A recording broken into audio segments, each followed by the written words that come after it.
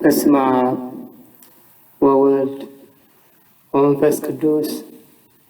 አሐዱ አምላክ አሜን። ሰላም ሰላም ሰላም ኣብ መላእ ዓለም ኮንኩም ነዚ መደብ ናይ ምድር ኣጋዚት ትከታተሉ ዘለኹም ዝኸበርኩምን ዝኸበርክንን ተኸታተልትና ከመይ ኣለኹም? ከመይ ቀኒኹም? ሕራይ ኣቐዲምና በዚ ምኽንያት ናይ ኣቦና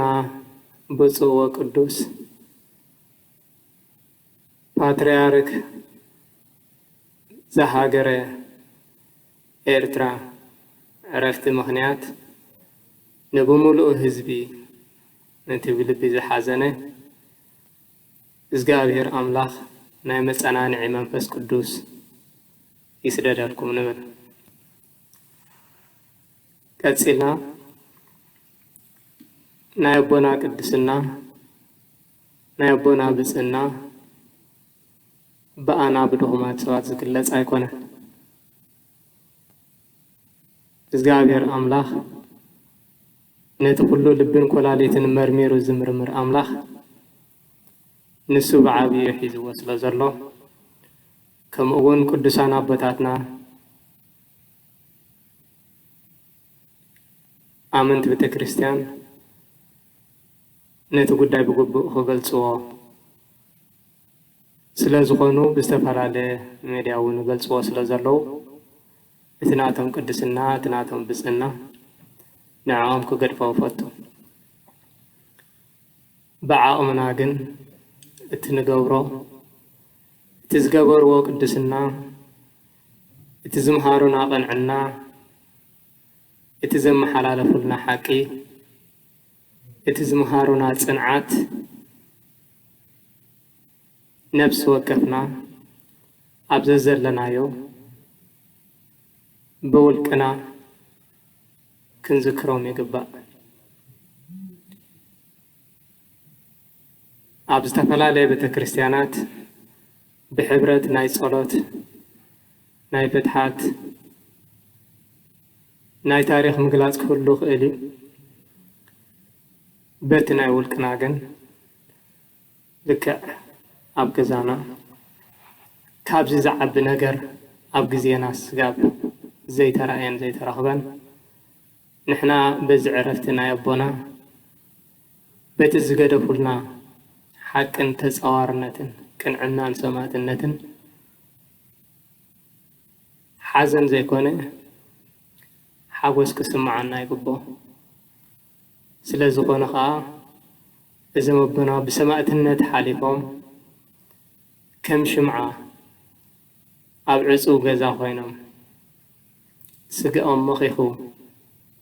ስለ ዝሓለፉ ሽምዓ ወሊዕና ስእሎም ቅድመና ጌርና ክንዝክሮም ኩሉ ግዜ እውን ንቐጻሊ ቤተ ክርስቲያን ኣብ ቤተ ክርስቲያና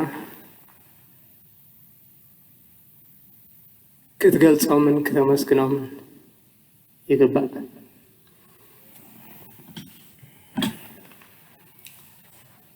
ሕራይ እምበኣር እዚ ቅንያት ካብ ዝመጽእ ዘሎ ሰሙን ናይ 3 መዓልቲ ካብቲ 7 ኣጽዋማት ናይ ምድሪ ኣጋዚት ኦርቶዶክስ ተዋህዶ ቤተ ክርስቲያን ናይ ኣዋጅ ጾም ኢላ ትጽውዖ ጾመ ነነዌ ይበሃል። እዚ ጾም እዚ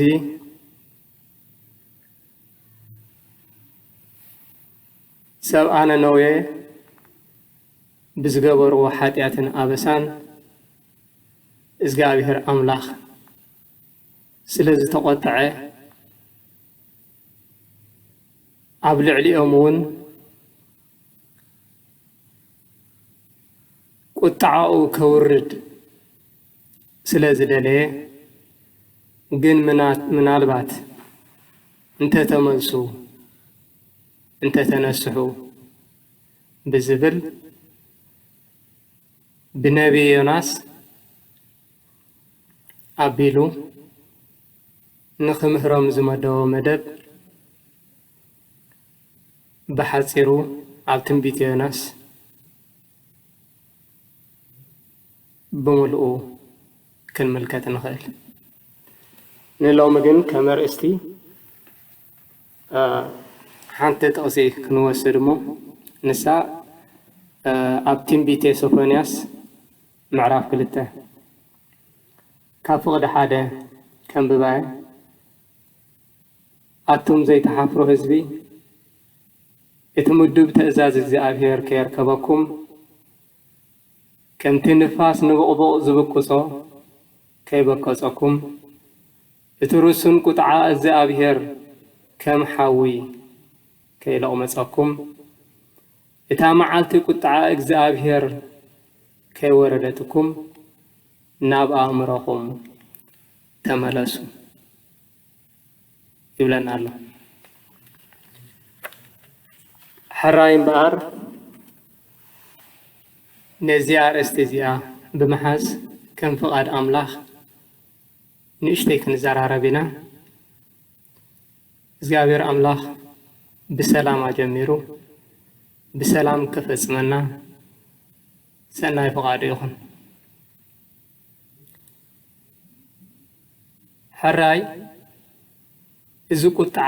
እግዚአብሔር ከም ሓዊ ከይለቕመጾም ኣብ ልዕሊኦም ከይወረደ ናብ ልቦም ንኽምለሱ ንህዝቢ ነነዌ ዝገበሮ ስራሓት ናይ እግዚአብሔር ብነቢይ ዮናስ ይጅምር። ነቢይ ዮናስ ቅዱስን ሕሩይን ናይ እግዚአብሔር ኮይኑ ቃል ናይ እግዚአብሔር ኩሉ ግዜ ኣብኡ መጺኡ ዝዛረቦ ስለ ዝነበረ እግዚአብሔር ከም ኩሉ ግዜ ንነቢይ ዮናስ ናብ ሰብ ነነዌ ክልእኾ መልእኽቲ ከይዱ ከመሓላልፈሎም ክምህርን ክሰብኽን ኣዚዝዎ። ኣብዚ ኣብ ትንቢተ ዮናስ ምዕራፍ 1 ክንርኢ ከለና ትንቢተ ዮናስ ምዕራፍ 1 ማለት እዩ ዮናስ ካብ እግዚአብሔር ክሃድም ከም ዝፈተነ ኢና ንርኢ። ካብ እግዚአብሔር ክሃድም ነቲ መልእኽቲ ኣብ ተግባር ንኸየውዕል ናብ ተርሴስ ክሃድም ርኢናዮ።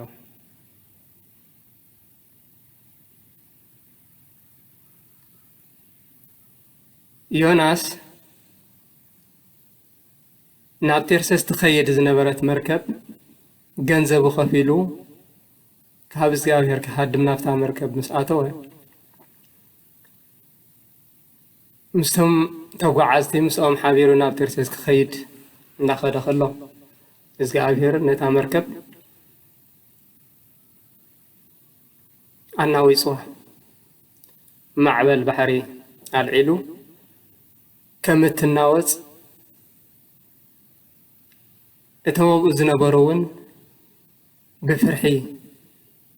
ከም ዝተጨነቑ ዓቕሎም ከም ዝፀወቦም ይነግረና። ንብረቶም ብምልኡ እውን ምናልባት ንሱ ዶ ከቢድዋ ይኸውን ቁሩብ እንተፈኾሰላ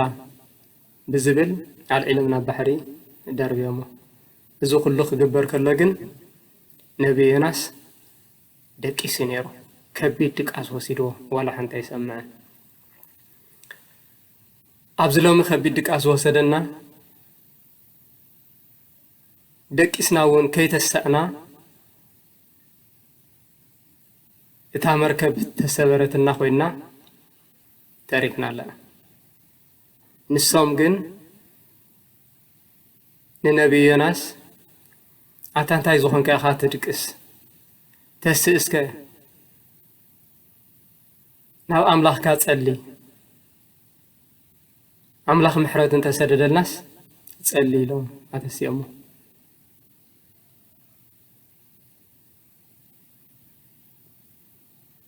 ብሰንኪ እዚ ሰሪ እዚ እውን ድሕሪ ብዙሕ ምዝርራብ ዕጫ ከም ዘውደቑ እሞ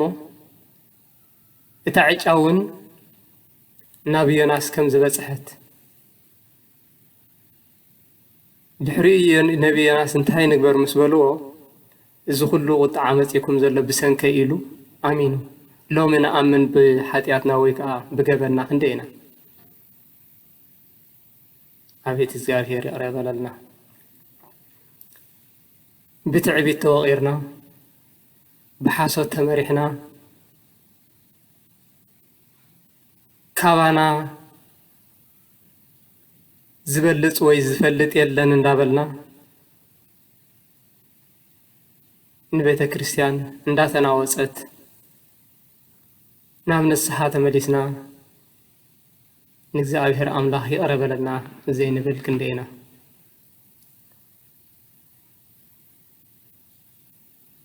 ኣብዚ ግን ነቢይ ዮናስ ኣሕሊፉ በቃ ደርቢኒ ንዓይና ኣብዚ ባሕሪ ድሕሪት መርከብ ጠጠው ክትብል እያ ማዕበል እውን ክረግእ ኢልዎም።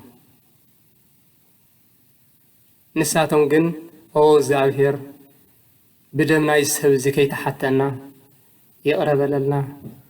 ሓጢኣትና እውን ሕደገልና ኢሎም ከምቲ ዝኣዘዞም ግን ደርብዮሞ። እግዚአብሔር ምሕረቱ ዓብዪ ስለ ዝኾነ ንነቢይ ዮናስ ንዕኡ ተቐቢሉ ዘሕድሮ ዝጓስዮ ዓቂቡ ስጋብቲ ፍጻመ ስጋብቲ ትእዛዝ ዝፍጸም ኣብ ከብዲ ዓሳ 3 መዓልቲ ንኽገብር ፈቒዱ። ነቢይ ዮናስ ኣብዚ ግዜ እዚ ኣብ ከብዲ ዓሳ ኮይኑ ናብ እግዚአብሔር ጸለየ ዝብል ተነስሐ ኣእወየ ይቕረይታ ካብ እግዚአብሔር ሓተተ። እግዚአብሔር ከዓ ይቕረ ኢሉሉ ካብ ከብዲ ዓሳ ኣውፂኡ እውን ተመሊሱ እቲ ትእዛዝ ናይ እግዚአብሔር ክፍጽም ናብ ነነዌ ኸይዱ።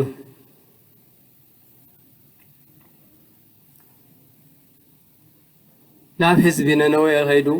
እቲ ስብከት እግዚአብሔር ዝኣዘዞ ምስ ሰበኸ ህዝቢ ብምልኡ ጫው ጫው ኢሉ ናብ እግዚአብሔር ኣውዩ ጸሊም ተኸዲኑ እዚ ኩሉ ክግበር ከሎ እቲ ንጉስ ናይ ነነዌ ምስ ሰምዐ ንሱ እውን ናይ ንግስነት ክዳኑ ኣውፂኡ ደርብዩ ጸሊም ተኸዲኑ ኣብ ሓሙሽተ ተቐሚጡ تأزازنا بملؤ حزبها أما حلاليفو تتأزاز انتايو كل سب كتصوم انسساتات كيوفرا ما يكون زبلع كيوهابن قلعا يكون عبي بملؤو زابير أملاخ منالبات كاب تحاسيبو زنبرة انت تملسه يقرأ انت بلدنا نسأل بزبل إذا صومنا يسلست معالت صومنا نوي إلى بيت كريستيان التأوجو بزم خنيات زي صوموي سلازي صلي سلازي صومو بلبهم سلازي تملسخا زغافير أملاخ محرات كير الله بزم محرات زخا مليسو يوناس تقاقي عزيون حرقه እግዚአብሔር አምላክ ግን ንየናስ መሊስኹም ፍረይ አይሓድጉን ተአምራት ገይሩ ኣብ ሓንቲ መዓልቲ በቂላ ዝጨንፈረት ገረብ ጽላል ዝኾነትሉ ንዓኣ ምሰሕረረ እግዚአብሔር ነቢዮናስ በአውን ከም ዝሓረቀ ንርኢ እዚ ኩሉ ትገብር ከሎ እግዚአብሔር ተአምራት ክገልጸሉ ስለዝደለየ እንታይ ኮይንካ ተሓዝና ኣለኻ ኢልዎ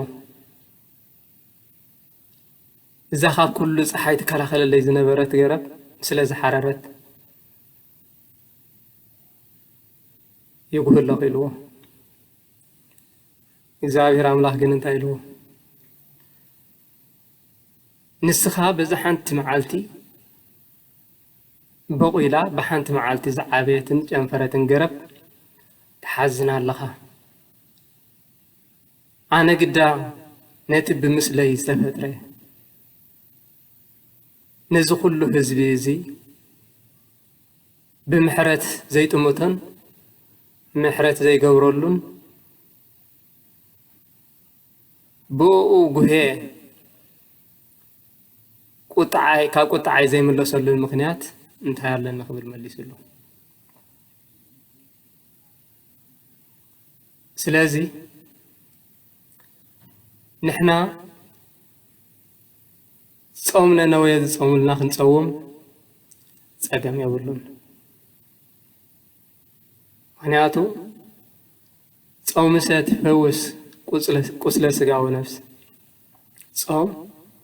ንቁስል ናይ ስጋ ናይ ነፍስን ተፈውስ ያ ከም ዝብሎ ቦታት ኣብ ዝኾነ ብትእዛዝ ናይ ቤተ ክርስቲያን ይኹን ብውልቅና ይኹን ክንጸውም ብጣዕሚ ጽቡቕ እዩ ንሕና ግን ብናይ ካልኦት ዝጸምዎ ጾም ንዑ እንዳዘከርና ክንጸውም ዘይኮነ بلبنا بزغبرنا يا أبسا بزسرحنا يا حاتيات عب حزب بزوردنا يا جبن تنسينا ناي بعدنا تصوم كنصوم يقبعنا عب زغزيزي ناي إرترا تصوم يدل الله كداغ ما يحجون ኤርትራ ናይ ባዕላ ጾም የድልያ ኣሎ እንተዘይ ኮይኑ ግን እዚ ቁጣዓ ናይ እግዚአብሔር ናብ ሰብኣነ ነወየ ዝተላኸ ናባና እውን ከይመጽእ ኣዝዩ ዘፍርሐካ ግዜ በፂሕና ስለ ዘለና ኣብ ዝሓለፈ ኩሉ ግዜ እንዝክሮ أبناء إثيوبيا استجابوا كنات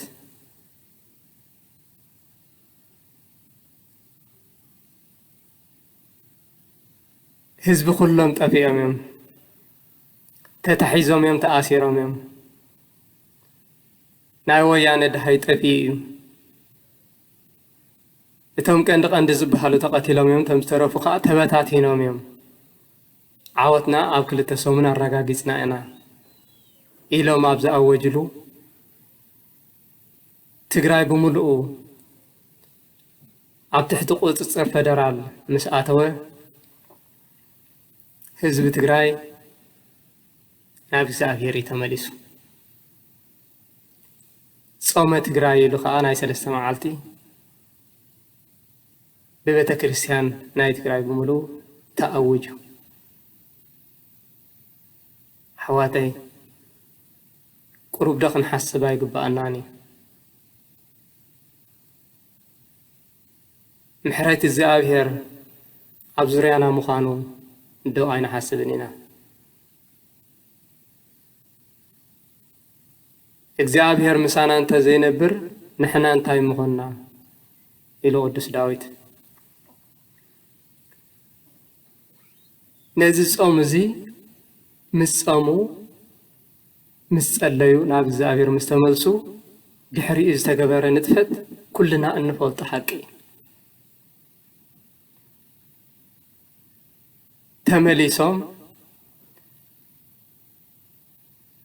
نهزب إثيوبيا يكون نهزب عالم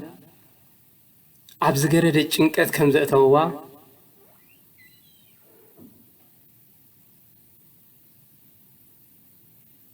نسمعون نريان زنبرن حقي كابي متيوم كنبل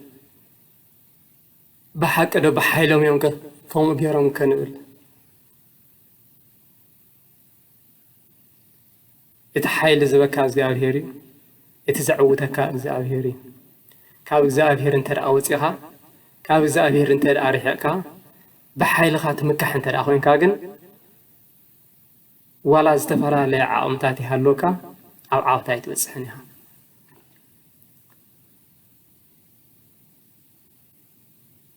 أويانا وتهدرات نس فدرال كواغو خلو نسهم بخبيل براتن بناء الشبراتن نسجن بنفرتن بدروناتن بستفرا لي مسايلات استراقه أما أكم أخبص حوا خلو كم يجرون بحيلهم ديم ناي بحق ديهم وجورون يرون الناس كن حسب أيك بقى عندي أحواتي بحيل الزافير كمهانو كنا أمني كبقنا تملي سونجن عبد السلام عبد فقري كي بزحو نتي مريتهم مسحزو أو سوق كي يبلو سلازح حاله بحيل ناوني لهم سلاز تمكرخ أسقف حجي حزبي يحلق الله سلازي حزبي إرترا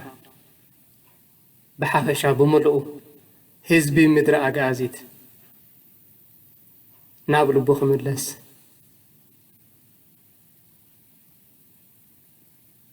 نابلو بتمريسون بتصومن بصلاتن ناب እግዚአብሔር ከእዊ ኣብዚ ሰዓት እዝን ኣብዚ ግዜ እዝን የድልዩ ኣሎ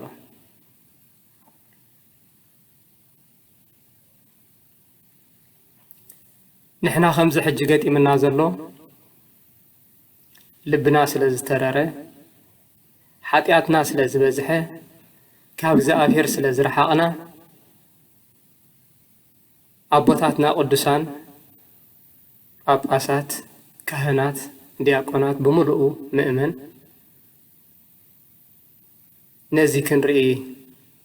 ኣብጥዕና ብጣዕሚ ብዘሕዝን ኩነታት ንሕና ንጽበዮ ዝነበርና ተዓሪቆም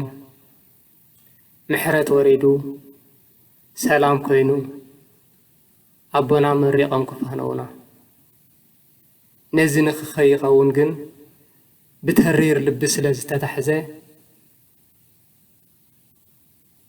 عبوتها تنبيس لزبالو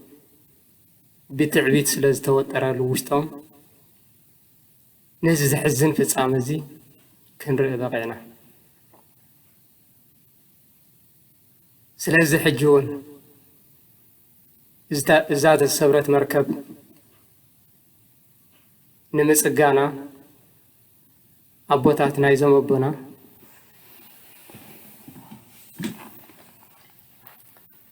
بصلناتهم قدسناهم ሰማዕትነቶም አሚና ቤተ ክርስቲያን ህዝበ ምእመናን በሙሉ ይቅሬታ ሓቲታ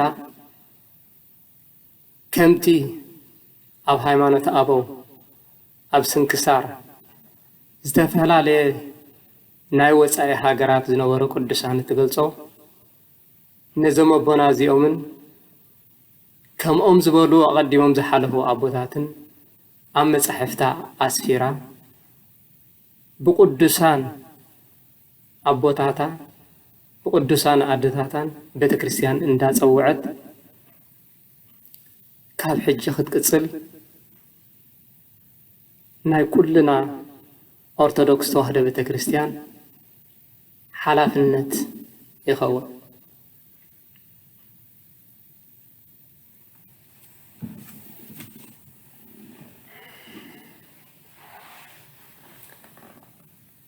ኣራይ መቸም ብዙሕ የብዝሓኒ ግን ክስማዓካ ከሎ ቁርብ ሓደ ጊዜ ዋላ ዓቕመ ይሃለኻ እቲ ዝፈለጥካዮ ፍልጠት ክተውፅኦ ካብ ውሽጥኻ ስለ ዝግባእ ነዚ ብንእሽተይ ክገልጽ ስለ ዝደለኹ እምበር ልዕልማ ንማፍልጦ ስለ ዘለኒ ወይ ክእለት ስለ ዘለኒ ወይ ናይ ዘረባ ዓመል ስለ ዘለኒ ኣይኮንኩን። ግን ሕጂ እውን ኤርትራውያን ብፍላይ ኣቦታትና ዓበይቲ ካህናት፣ መነኮሳት፣ ጳጳሳት፣ ኤጲስቆጶሳት ኣብዚ ጊዜ እዚ ንዓና ንምእመናን ናይ ይቕረ መንፈስ ክተርእዩናን ክትምሕሩና ንግባአኩም። ናይ ምሕረት መንገዲ ክትምሕሩና ይግባአኩም። ናይ ሰላም መንገዲ ክተርእዩና ይግባአኩም። ጎይተናን መድሓኒናን ኢየሱስ ክርስቶስ ንኹሉ ክንገብሮ ዝግባአና ብቃልን ብግብርን ምሄርና ኢና መንግስቱ ተመሊሱ። ኣብዚ ጊዜ እዚ ከዓ ኣቦታትና ብቃል ጥራይ ዘይኮነ ብተግባር ክትምሕሩና ይግባአኩም።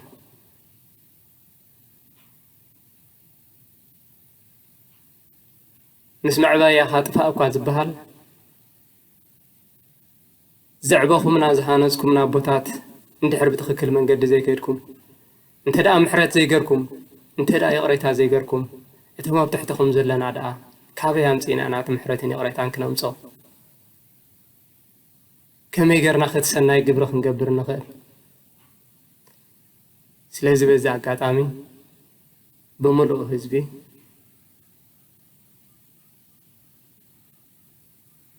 ነዚ ተቐቢሉ ብምሕረትን ብሰናይን ንህዝብና ክመርሕ ናብ ሰላም መንገዲ ክወስደና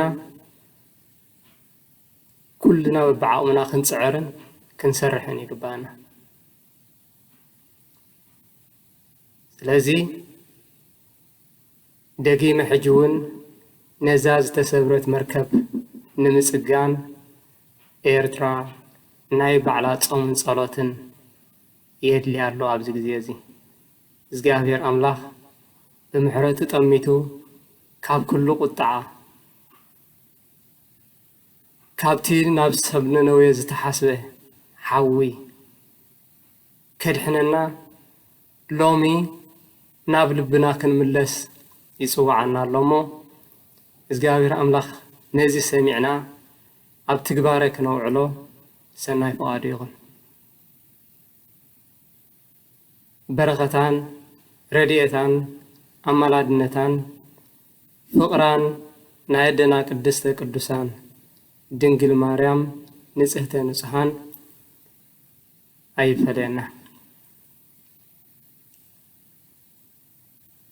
ስለዚ ምናልባት ዝተጋገናዮ ዘጉደልናዮ ነገር እንተረኣሃልዩ ብናትኩም ርእይቶን ሓሳብን ክትእሩምና ድልዋትና እግዚአብሔር አምላክ እውን ነቲ ዝተጋገናዮ ዝኾነ ዘጉደልናዮ ብቅዱሳን መላእክቲ ገይሩ ክእርመኒ ሰናይ ፍቃዱ ይኹን። ኣብ ቀጻሊ ብዝተፈላለየ ስጋ ብንራኸብ እግዚአብሔር ንኩልና ኣብዚ ዘለናዮ ሰላምን ፍቅርን ጽንዓትን የውርደልና። በረኸትና ኣቦና አቡነ አንጦንዮስ ካባና ኣይፈለ ሓቂ ምሂሮምና ጽንዓት ምሂሮምና ሃይማኖት ኣመሓላሊፎምልና እሞ ጸኒዕና ብሓቅን ብመንገዲ ጽድቅን ክንመላለስ ንእግዚአብሔር አምላክ ዘስምሮ ስራሕ ክንሰርሕ ሕጂ እውን ደጊመ ናይ እግዚአብሔር አምላክ ሰናይ ፍቃዱ ይኹን። ሓራይ